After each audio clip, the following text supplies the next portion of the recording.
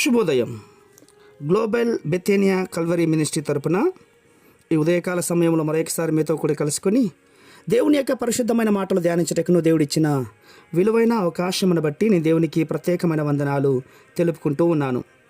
ఈరోజు కూడా పరిశుద్ధమైన వేద గ్రంథముల నుండి మరొక చక్కటి మాటను చదువుకుందాం.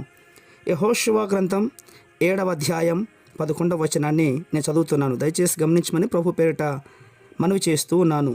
యెహోషువ గ్రంథము 7వ అధ్యాయము 11వ వచనము.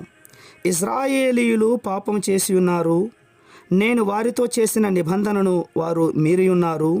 శపితమైన దాన్ని కొంత తీసుకుని దొంగలి బొంకి తమ సామానులో దాన్ని ఉంచుకొని ఉన్నారు. దేవునికి మహిమ కలుగునుగాక. అవును ప్రియులారా, యెరికో పట్టణాన్ని జయించి ఇశ్రాయేలీయులు ప్రజలు బయటకు వచ్చారు. అయితే యెరికో శపితమైనటువంటిది. ఆ శపితమైన దానిలో నుండి ఏది మీరు ముట్టుకోకూడదు అని దేవుడు ఆనాటి ప్రజలకు చెప్పాడు. అయితే ఆకాను అనే వ్యక్తి ఆ శపితమైన దానిని కొంత తీసుకొని తన గుడారంలో దాచుకున్నాడు. ఇంతమంది కూడా ఉన్నారు కదా, లక్షల మందిలో నేను కొంత తెచ్చుకుంటే ఎవరికి తెలుస్తుందిలే అనుకున్నాడేమో. యెహోవా కన్నులు భూలోకమంతటా కూడా సంచారం చేస్తూ ఉన్నాయి. ఆ యెహోవా కన్నులు ఈ ఆకానును చూశాయి ప్రియులారా. ప్రభు ఆయనను చూచాడు.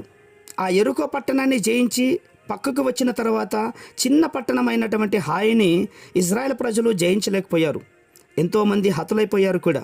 ఈ పరిస్థితిలో యెహోషువ దేవునికి ప్రార్థన చేశాడు. ప్రభువా, ఎందుకు మాకు ఈ అపజయం కలుగుతుంది అని ప్రార్థన చేస్తాడు. అప్పుడు వెంటనే దేవుడు ఏమన్నాడు తెలుసా?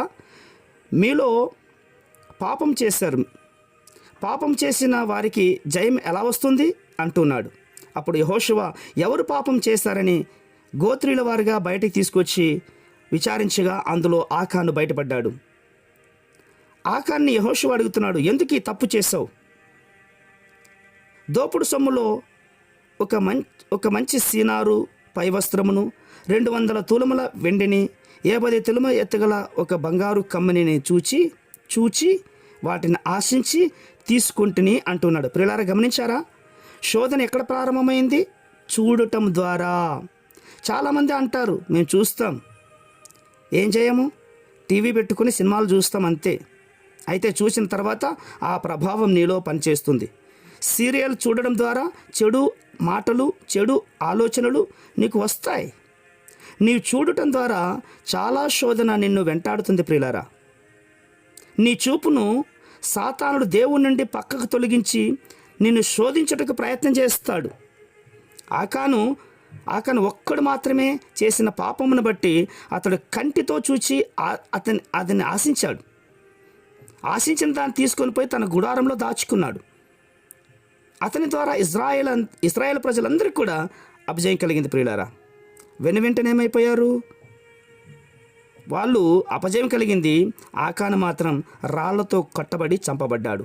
దేవుని ఉగ్రతకు గురైపోయాడు. మరణం అన్నటువంటి శిక్షను పొందుకున్నాడు. ఈరోజు దేవుని మాటలు వింటున్నటువంటి ప్రియ సహోదర సహోదరీయులారా, నీ కన్నులు నీ ఆధ్వర్యంలో ఉన్నాయా? గుర్తుపెట్టుకో. ప్రేమ కలిగిన మా ప్రియ పరలోకపు తండ్రి, మా దృష్టి ఎలా ఉంది నాయన? మా దృష్టి కేవలం నీ వైపు ఉండేలా మమ్మల్ని మీ కంట్రోల్లో ఉంచుకోనండి నాయన. మా కన్నులకి ఏది కనబడినా కూడా తండ్రి వాటి నుండి మేము ఆశించకుండా కేవలం మీ వైపు చూసే దృష్టి మాకు అనుగ్రహిస్తున్నందుకే స్తోత్రాలు అర్పించుకుంటూ చిన్న ప్రార్థనను మా రక్షకులైన యేసుక్రీస్తు ఉన్నతమైన నామంలో దీనముగా అడిగి వేడుకుని పొందుతున్నాం మా తండ్రి. Amen, amen, amen.